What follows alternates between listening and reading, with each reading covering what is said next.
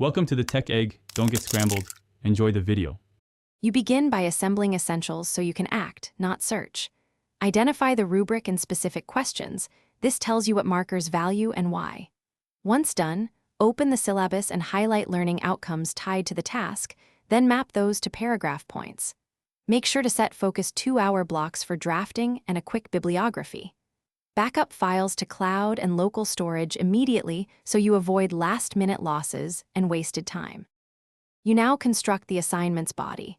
Write a clear thesis that answers the question and then allocate 1 paragraph per supporting point because structure maps to marks. For each paragraph, state the claim, add evidence or a quotation, explain its relevance, and link back to the thesis. This shows understanding and coherence.